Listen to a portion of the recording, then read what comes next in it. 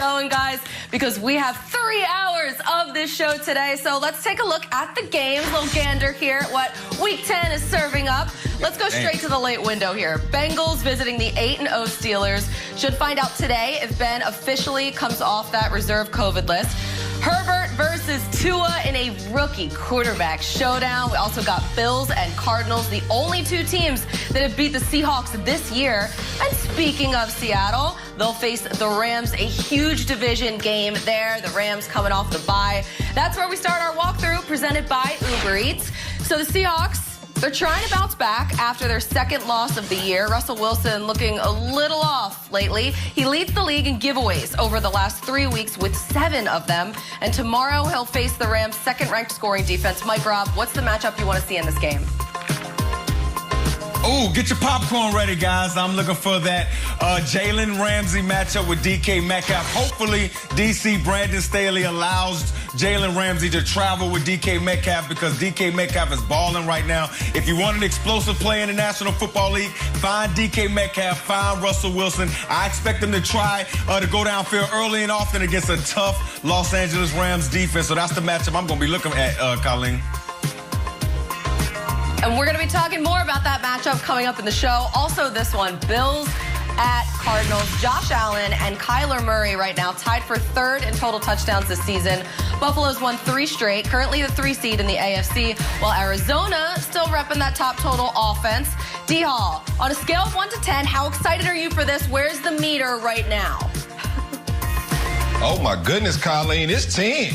10. I sound like Billy Bob on Varsity Blues. 10. Because I tell you what, man, when you got Josh Allen and Kyler Murray on the football field, excitement happens, man. These are two dudes who, even in stature, one's a big, powerful quarterback who can throw it all over the yard. One's a little short guy who makes plays with his legs and his arms. I mean, it's going to be excitement. You talking about popcorn? Get your popcorn for this one because these two guys are coming to play football, man, and I can't wait to watch it. I can't wait to see how that Bills defense defends Kyler Murray, too. And speaking of young, fun quarterbacks, Chargers at Dolphins. The rookie quarterbacks, they're going to get all the attention here. Herbert, the number 6 pick, Tua, the 5th. Both guys have impressed since taking over as starters, each with passer ratings over 100. Jeezy, talk to me about the rooks here.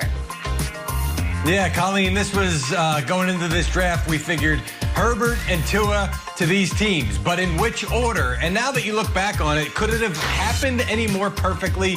Justin Herbert gets to stay on the left coast. That's where he likes to be. He really loves his offensive coordinator, Shane Steichen, and the start that they've gotten off to. Meanwhile, Tua just seems like the perfect fit for Miami and the way that this team is going right now. This is a game that we were looking forward to even before Tua was named the starter. We said if he gets into the lineup, these two are going to have a showdown, and we can't wait to watch it. Well, it's finally here, and both guys off to tremendous starts. We'll see who gets the upper hand on Sunday.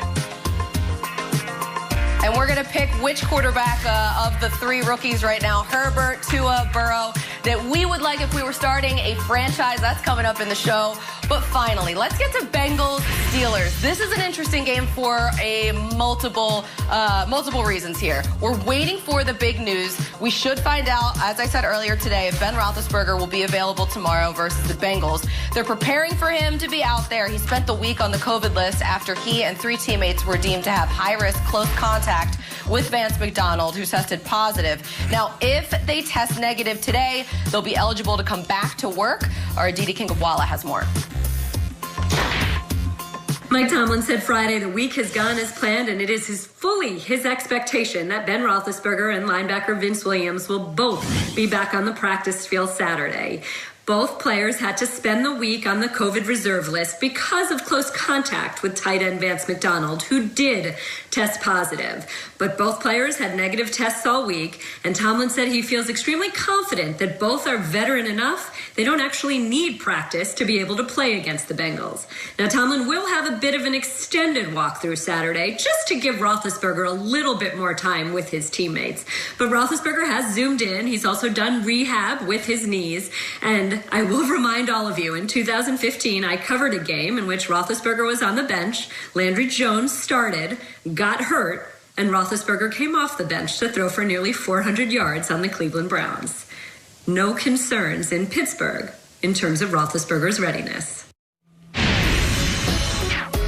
Okay, there are some concerns, though, after watching last week against the Cowboys. Now, here's a look at the Steelers' offensive numbers. They haven't been exactly lights out with Ben. The Steelers' offense has been on the struggle bus since week 6. Sure, they're top 10 in points, but look at the other numbers here. Bottom 5 in total yards, rushing yards, and big plays. Also, just watch their games and you'll see it too. Last week they needed a fourth quarter comeback to beat the 2-7 Cowboys. Mike Robb, let's talk about this here. What's your biggest concern with this Pittsburgh team? I don't have that much concern with this Pittsburgh team. I think last week when they played the Dallas Cowboys, that was something like they were kind of playing down to their competition, and the game came to be close at the end. The Pittsburgh Steelers are undefeated. Okay, and I think they may be the most well-rounded team in the National Football League, and I think Mike Tomlin, he's done a phenomenal job. Has there been a better coach over the last 24 NFL regular season games? I mean, he had to deal with Ben Roethlisberger not being there last year, 2 Hall of Fame players exiting the locker room, and Le'Veon Bell and Antonio Brown, and questioning Ben Roethlisberger's leadership, and he handled all of that, had 2 other quarterbacks come in and managed to go 8-8. I think Mike Tomlin should always be considered for Coach of the Year. Never had a losing record. I mean, come on, man. I don't have any concern with this team. This team will be ready this week, whether Ben Roethlisberger is cleared to play or not. I think the Pittsburgh Steelers are well on their way. Yeah, and, a lot of that has to do with Rob. You mentioned Mike Tomlin. It's that veteran team. And when you talk about an area of concern, I don't really see one either for this Pittsburgh team, man. Are they the best football team in the National Football League? I don't think so. But they are very reliable. They are consistent, and that's what you need in the National Football League. You need consistency. Any team can go out there, as you saw last week, and get up for one game. That's what Dallas did. They got up for one game, but Dallas is not the kind of football team that the Steelers are. You heard Mike Tomlin say, or you actually heard a Didi reference Mike Tomlin say that this is the Bengals. We should beat this football team just with how dominant our defense can be. So I don't have many concerns at all either for the Pittsburgh Steelers. Okay, so all of us are pretty much so far on the same page. You really have to nitpick to find a weakness, find a flaw with an 8-0 team. But for me, it's just the way that these games are coming down to the wire. They really shouldn't be. What I want to see is them put together a consistent game for all 4 quarters. 3 of the past games for them have come down to the final possession. 7 of their 8 games, of those 8 wins, it was in question in the 4th quarter. They're 5-0 in games decided by 8 or fewer points. So they need to prove that they can win handedly, especially as the stakes get higher as the season goes on. I mean, Jeezy, last week against the Cowboys, that 4th and 1 call to hand off to James Conner, that gave the Cowboys some time to make a comeback. If that was a better team, they could have done it.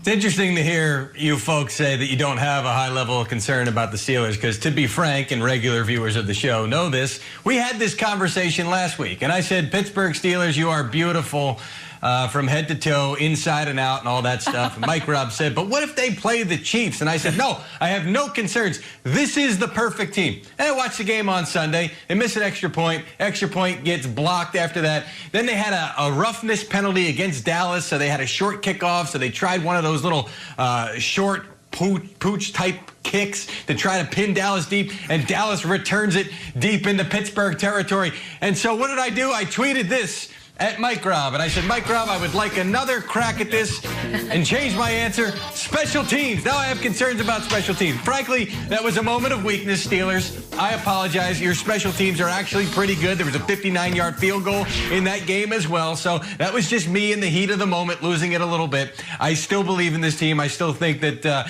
despite some of the numbers in the eye test, I like what they have, and I think they are complete. Now, I will say this. You're starting to get to the back end of an undefeated record here. That's when it starts to get a little tough. Everybody's gunning for you, and it's tough to maintain that level of intensity week in and week out. So you're going to start to get to the point where people are going to say, maybe it'd be better if the Steelers snuck a loss in there, right? Because it's really hard to maintain an undefeated record. So maybe that's the only slight little concern I'd say as they get deeper into their schedule. We're really Man, look, I understand you guys' concern, but they still winning the games. They're still winning the games. That's what we play to win the games, right? They're still winning the games. And no, Jeezy, I get what you're saying, that maybe on the outside looking in, maybe they want to lose a game to get some stuff out of the way before they get to the playoffs. No, win every game, win every quarter, win every snap, win everything. That's how you got to play in this league.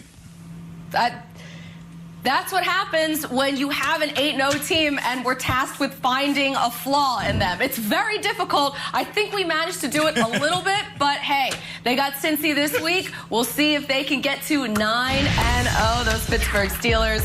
All right, we're also talking about this. What the football happened to Tom Brady and the Bucs last week? The trouble in Tampa and why more than one TV is struggling. Next, plus Dalvin Cook's leading the league in rushing yards per game and touchdowns on a team flying under the radar, while the rest of the NFC should be worried about those Vikings. We'll talk about that, and a lot has changed since Alex Smith last started a football game.